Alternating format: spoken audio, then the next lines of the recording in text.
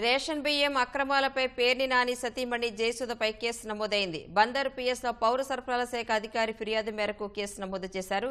మరింత సమాచారం మా ప్రతినిధి శ్రీనివాస్ నాయుడు తెలుసుకుందాం. శ్రీనివాస్, పేర్ని నాని సతీమణిపై కేసు నమోదైన వివరాలేంటి?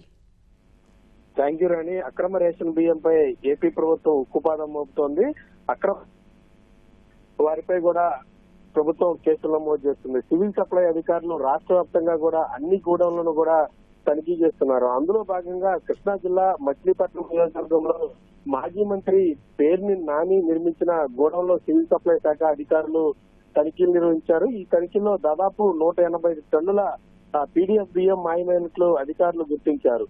గత వైసీపీ ప్రభుత్వ హయాంలో మాజీ మంత్రి పేర్ని నాని తన భార్య జయసుధ పేరు మీద మచిలీపట్నంలో మండలంలోని పొట్లపాలెం గ్రామంలో బఫర్ గోడౌన్ ను నిర్మించి సివిల్ సప్లై శాఖ అధికారులకి అడ్డుకోవడం జరిగింది.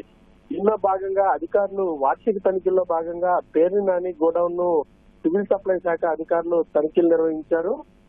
ఈ తనిఖీల్లో బియ్యం స్టాక్ లో భారీ తేడాలను అధికారులు గుర్తించడం జరిగింది. దీనికి సంబంధించి కృష్ణా జిల్లా civil supply manager Koti Reddy Bandar తాలూకా పోలీసులకు ఫిర్యాదు చేయడం జరిగింది. ఈ తనిఖీల్లో భాగంగా ఈ స్టాక్ లో అధికారులు మాజీ మంత్రి పేర్ని నాని సతీమణి జయసుధ మీద కేసు నమోదు చేశారు. అలాగే ఆ గోడౌన్ మేనేజర్ ఎవరైతే ఉన్నారో ఆ మేనేజర్ మీద కూడా అధికారులు పోలీసులకు ఫిర్యాదు చేయడం జరిగింది.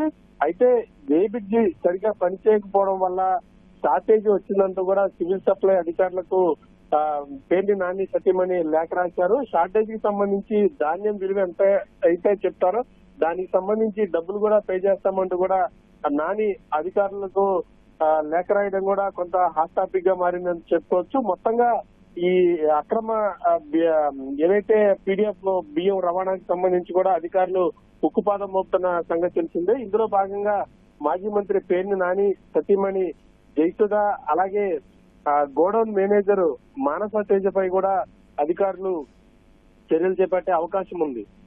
ధన్యవాదాలు శ్రీనివాస్.